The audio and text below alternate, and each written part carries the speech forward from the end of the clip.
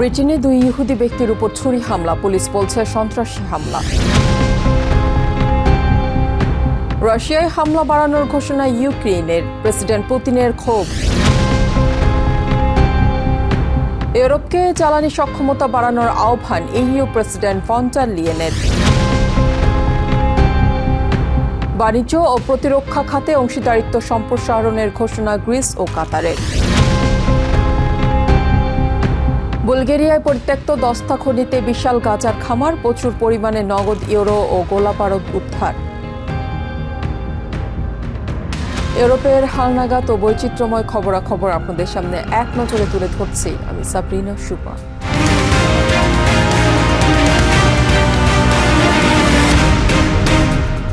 ব্রিটেনের লন্ডনের রাস্তায় দিনে দুপুরে এক ব্যক্তিকে ছুরিকাঘাত করেছে এক হামলাকারী। তাকে বাঁচাতে গিয়ে আরও একজন আহত হয়। বুধবার সকালে গোল্ডার্স গ্রিন এলাকায় দুই ইহুদির উপর চালানো এই ঘটনাকে সন্ত্রাসী হামলা হিসেবে অভিহিত করেছে পুলিশ। এই হামলায় 34 ও 76 বছর বয়সী দুই ব্যক্তি আহত হয়ে হাসপাতালে চিকিৎসাধীন রয়েছেন। পুলিশ 45 বছর বয়সী হামলাকারীকে ইতিমধ্যে গ্রেপ্তার করেছে। প্রধানমন্ত্রী কিয়ার স্টারমার এই ঘটনাকে পুরো ব্রিটেনের উপর হামলা বলে অভিহিত করেছেন এবং জরুরি বৈঠক ডেকেছেন। সাম্প্রতিক সিনাগগে অগ্নিসংযোগের ঘটনার সাথে এর কোনো যোগসূত্র আছে কিনা তা তদন্ত করছে কাউন্টার টেররিজম পুলিশ। গোয়েন্দা সংস্থা MI5 সন্দেহ করছে ইউরোপের মাটিতে এমন নাশকতার পেছনে ইরানি প্রক্সি গ্রুপগুলো জড়িত থাকতে পারে। ইতিপূর্বে ইসরায়েলের মতো পরিস্থিতি এখানেও তৈরির চেষ্টা করা হচ্ছে বলে অনেকেই উদ্বেগ প্রকাশ করেছেন। স্থানীয় ইহুদি সম্প্রদায়কে নিরাপত্তা দেওয়ার বিষয়ে প্রশাসনের ব্যর্থতায় জনমনে ক্ষোভ তৈরি হয়েছে। Everyone in this house, there is now a police investigation, and I think we all need to do everything we can to support that investigation and be absolutely clear in our determination to deal with any of these offences, the like of which we've seen too much recently. রাশিয়ার ভূখণ্ডে হামলার পরিধি বাড়ানোর ঘোষণা দিয়েছেন ইউক্রেনের president Volodymyr Zelensky.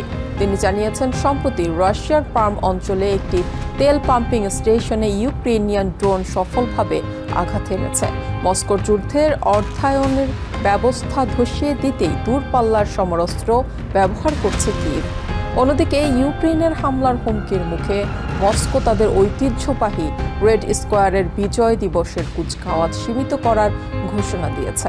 এই ঘটনাগুলোকে সন্ত্রাসবাদী কার্যকলাপ হিসেবে অভিহিত করে তীব্র ক্ষোভ জানিয়েছেন রুশ প্রেসিডেন্ট ভ্লাদিমির পুতিন। রাশিয়ার ভূখণ্ডে হামলার তীব্রতা বাড়ানোর ঘোষণা দিয়েছেন ইউক্রেনের প্রেসিডেন্ট ভলোদিমির জেলেনস্কি। বুধবার এক এক্স পোস্টে এই ঘোষণা দেন তিনি। ইউক্রেনের প্রতিরক্ষা মন্ত্রণালয়ের তথ্য অনুযায়ী 2022 সালে পূর্ণমাত্রার যুদ্ধ শুরু হওয়ার পর থেকে রাশিয়ার অভ্যন্তরে হামলা চালানোর সক্ষমতা 170% বৃদ্ধি করেছে কিয়েভ। ইউক্রেনের নিরাপত্তা সংস্থা SBU নিশ্চিত করেছে তাদের ড্রোনের আঘাতে রাশিয়ার প্রাম অঞ্চলে একটি তেল পাম্পিং স্টেশনে আগুন লেগেছে। এছাড়া কৃষ্ণ সাগরের তুয়াপসে তেল শোধনাগারেও 2 সপ্তাহের মধ্যে 3 বার ড্রোন হামলা চালানো হয়েছে। হামলার এই নতুন ধারাকে প্রেসিডেন্ট জেলেনস্কি যুদ্ধের নতুন অধ্যায় হিসেবে বর্ণনা করেছেন। দূরপাল্লার সমরাস্ত্র ব্যবহার করে রাশিয়ার তেল শিল্প ও বন্দরগুলোতে চালানো এসব হামলা মূলত মস্কোর যুদ্ধের অর্থায়ন সংকুচিত করার একটি কৌশল। তবে রাশিয়ার প্রেসিডেন্ট ভলোদিমির পুতিন এসব হামলাকে বেসামরিক স্থাপনার ওপর হামলা হিসেবে আখ্যা দিয়ে এর নিন্দা জানিয়েছেন। বেসামরিক অবকাঠামোর উপর ড্রোন হামলা ক্রমাগত বাড়ছে। তুয়াপসের জ্বালানি স্থাপনায় চালানো এই হামলা ভয়াবহ পরিবেশগত বিপর্যয় ডেকে আনতে পারত। তবে আমাদের স্থানীয় প্রশাসন পরিস্থিতি নিয়ন্ত্রণে কাজ করছে এবং জনগণ এসব চ্যালেঞ্জ মোকাবিলা করছে। হামলার হুমকির মুখে রাশিয়া এখন সতর্কতামূলক ব্যবস্থা নিচ্ছে। ক্রেমলিনের মুখপাত্র দিমিত্রি পেসকভ জানিয়েছেন, আগামী 9 মে মস্কোর রেড স্কোয়ারে অনুষ্ঠিতব্য বিজয় দিবসের সামরিক কুচকাওয়াজ এবার সীমিত করা হয়েছে। ইউক্রেনিয়ান সন্ত্রাসী কার্যকলাপের ঝুঁকি এড়াতেই এই সিদ্ধান্ত নেওয়া হয়েছে বলে জানিয়েছে কর্তৃপক্ষ। ইউক্রেনিয়ান শাসকরা যুদ্ধের ময়দানে এলাকা হারাচ্ছে এবং এখন তারা সম্পূর্ণভাবে সন্ত্রাসী কর্মকাণ্ডে জড়িয়ে পড়েছে। এই হুমকির প্রেক্ষাপটে ঝুঁকি কমাতেই বিজয় দিবসের প্যারেড সংক্ষিপ্ত করা হয়েছে। দুই দেশের এই পাল্টাপাল্টি হামলা কেবল যুদ্ধের ময়দানকেই উত্তপ্ত করছে না, বরং বৈশ্বিক জ্বালানি বাজারেও তৈরি করছে এক দীর্ঘমেয়াদী প্রভাব পড়ার আশঙ্কা। Basudebnath, TVN24 news desk. মধ্যপ্রাচ্যে ইরান সংকটের মুখে ইউরোপের দেশগুলোকে জ্বালানি সক্ষমতা বাড়িয়ে স্বাধীনতা অর্জনের আহ্বান জানিয়েছেন ইউরোপিয়ান কমিশনের president Ursula von der Leyen. বুধবার স্ট্রাসবার্গে ইউরোপিয়ান পার্লামেন্টে দেয়া এক ভাষণে তিনি এই আহ্বান জানান। ইরানের উপর আমেরিকার দীর্ঘমেয়াদী অবরোধের পরিকল্পনার খবরের পর জ্বালানি তেলের মূল্য বৃদ্ধি ও বিশ্বমন্দার ঝুঁকি তৈরি হয়েছে।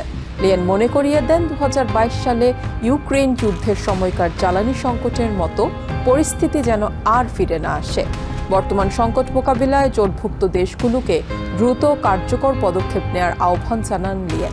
We must reduce our over-dependency on imported fossil fuels, and we must boost our homegrown, affordable, clean energy supply from renewables to nuclear in full respect of technology neutrality.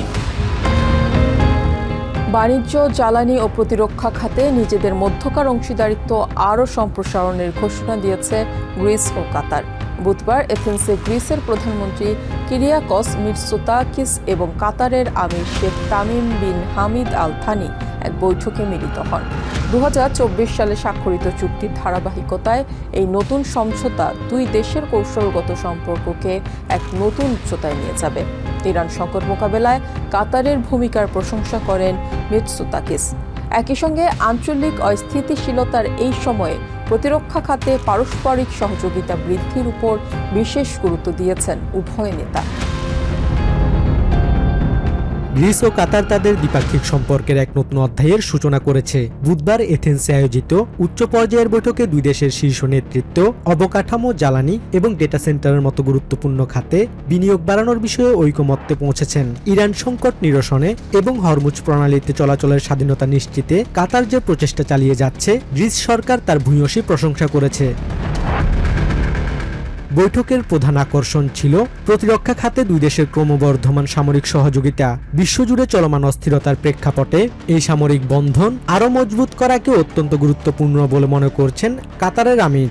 গ্রিসের অর্থনীতি সাম্প্রতিক বছরগুলোতে যে অগ্রগতি অর্জন করেছে তাতে বিনিয়োগ অব্যাহত রাখার প্রতিশ্রুতিও দিয়েছেন তিনি। বর্তমান বৈশ্বিক অস্থিরতার সময়ে সামরিক সহযোগিতা বৃদ্ধি করা আমাদের জন্য অত্যন্ত গুরুত্বপূর্ণ। গ্রিসের সাথে আমাদের দীর্ঘদিনের ঐতিহাসিক সম্পর্ক রয়েছে।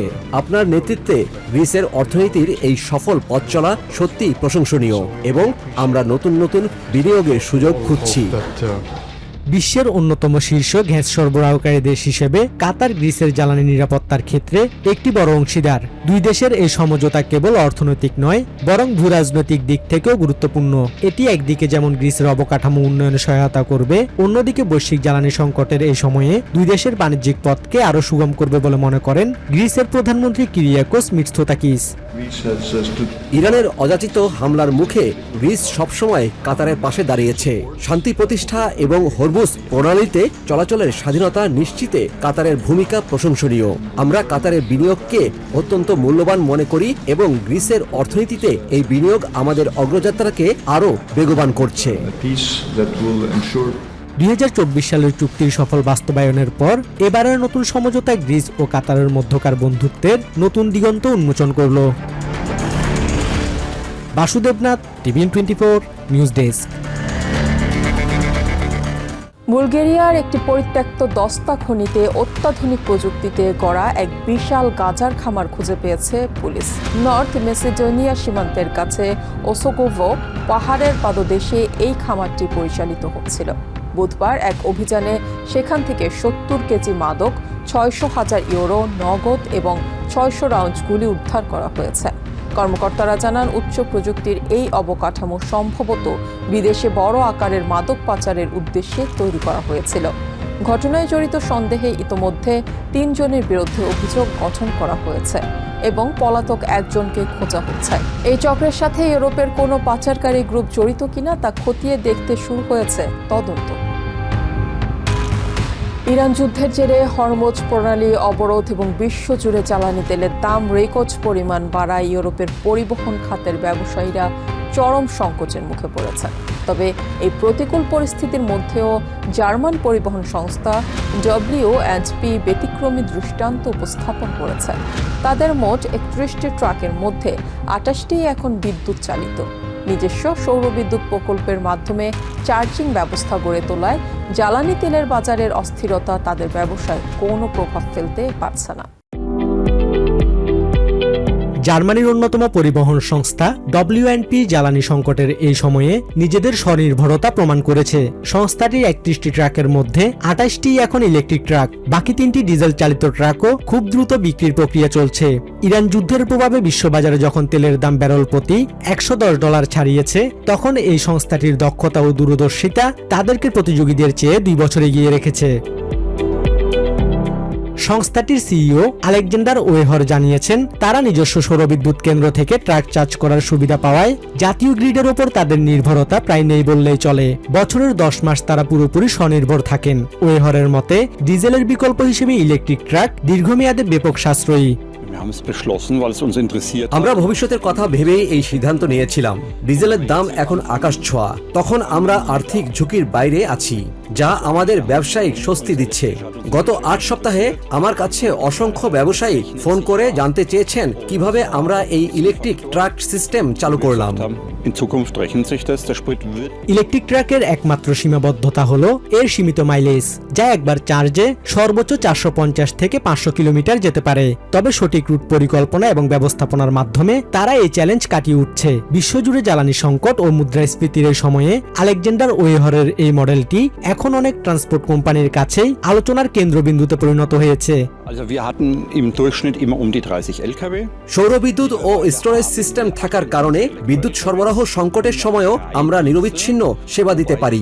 আমাদের পরিবহন ব্যবস্থা এখন আগের চেয়ে অনেক বেশি স্বাধীন এবং পরিবেশ বান্ধব।